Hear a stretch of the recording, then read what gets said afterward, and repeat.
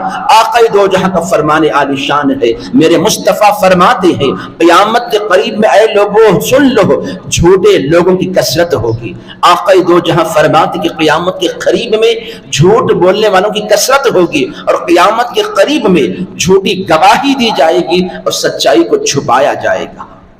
سرکار دو عالم کا یہ فرمان بھی آج غور و فکر کرے تو یقیناً ہمارے معاشرے میں بڑھتا ہوا دکھائی دے رہا ہے۔ آج ہمارے معاشرے کے اندر کئی ایسے لوگ ہیں سامعین جو محض چند سکوں کی خاطر، کچھ رقم کی خاطر، عہدے کی خاطر، منصب کی خاطر جھوٹی گواہی دے کر ناحق کو پھنسایا جا رہا ہوتا ہے۔ جو بے قصور ہوتا ہے اسے کسی الزام میں گرفتار کروایا جا رہا ہوتا ہے۔ جو کسی قسم کا گناہ نہ کیا ہو ایسے شخص کو گنہگار بنا کر، مجرم بنا کر حوالات کے سپرد کر دیا جاتا ہے۔ یہ جھوٹی گواہی کا عام ہونا، ناحق لوگوں کو پریشان کرنا، انہیں ستانا یا انہیں گرفتار کروانا، سچائی کو چھپانا اور جھوٹ کو عام کرنا بھی میرے مصطفیٰ کے فرمان کے مطابق قیامت کے نشانیوں میں سے ایک نشانی ہے۔ اور سرکار دو عالم فرما رہے کہ جھوٹے لوگوں کی کثرت ہوگی، لہٰذا تم ان سے بچ کر رہنا۔ حاضرین، جھوٹوں سے مراد صرف زبان سے جھوٹ کہنا ہی نہیں ہے، بلکہ اس کی تفسیر میں، اس کی تحقیق میں آپ جائے۔ میرے مصطفیٰ فرماتے ہیں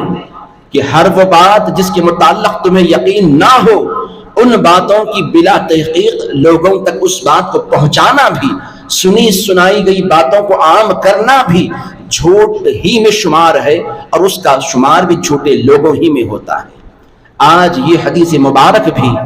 ہم پر یقیناً مکمل صادق ہوتے ہوئے دکھائی دے رہی ہے۔ ہم آج غور کریں، ہمارے موبائل فونز پر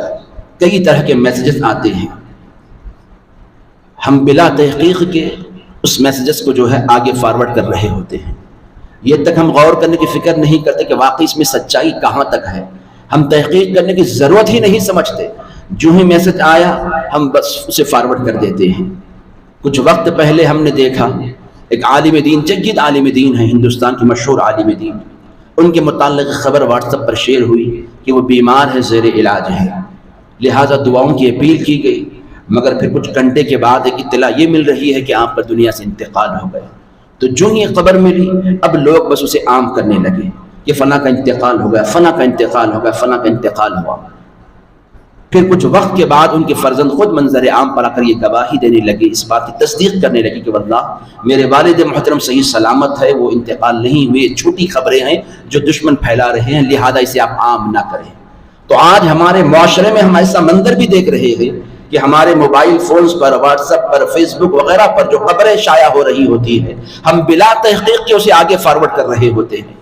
کئی ایسے خبریں، کئی ایسے اقوال جس کا بزرگان دین سے تعلق تک نہیں ہوتا، ان کی طرف سے منسوب کر دیا جاتا ہے، اب ہم سچ سمجھ کر اسے فارورڈ کر رہے ہوتے ہیں۔ کوئی بچہ گم ہوتا ہے، اس کی خبر آتی ہے کہ فلاں بچہ گم ہوا ہے، لہٰذا اگر کسی کو ملے تو اس نمبر پر فون کر دینا۔ اب بسا اوقات اس خبر کو منظر عام پر آئی ہوئے کئی دن ہوتے ہیں، مگر ہمارے موبائل فون پر جو صبح ہی خبر ملی ہوتی ہے، اب ہم جو ہی دیکھتے اسے فارورڈ کر دیتے ہیں۔ بلکہ میں نے کچھ وقت پہلے ایک تصویر ایسی دیکھی، ایک بچے کو ایک پولیس والا لے کر بیٹھا ہوا ہے، نیچے لکھا گیا کہ بچہ فلاں پولیس والے کے پاس فلاں مقام پر موجود ہے، جس کسی کا ہو آ کر لے کر جائے۔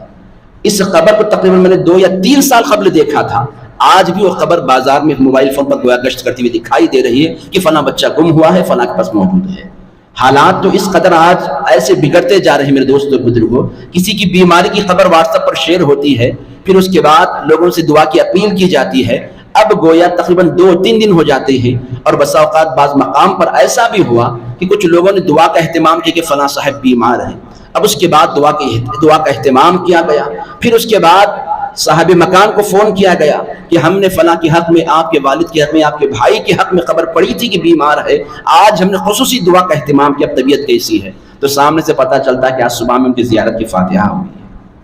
ایسے حالات آج ہم دیکھ رہے ہیں، انتقال بھی ہوا ہوتا ہے اور یہاں صحت یابی کی دعائیں کی جا رہی ہے۔ یہ چھوٹی خبریں ہیں جو آج عام کی جا رہی ہے، یہ بھی قیامت کی نشانی میں سے ایک نشانی ہے۔ کسی خبر کو فارورڈ کرنے سے پہلے، کسی میسج کو آگے بڑھانے سے پہلے تحقیق کرو اس بات میں سچائی کہاں تک ہے، یہ بات واقعی اس پختگی اس میں ہے یا نہیں ہے، اس خبر میں کہاں تک سچائی ہے، یہ تحقیق کرو، پھر اس کے بعد اس بات کو آگے بڑھاؤ۔ ادھر میسج آیا کہ نہیں کہ ادھر فارورڈ کیا جا رہا ہے، خبر ملتی نہیں کہ ہر ایک گروپ میں شیئر کیا جا رہا ہے۔ تحقیق نہ کیے بغیر، اس کے متعلق کچھ بھی فکر کیے بغیر، جانچ کیے بغیر یہ میسیجز کو آپس میں ایک دوسرے کے درمیان پھیلاتے رہنا،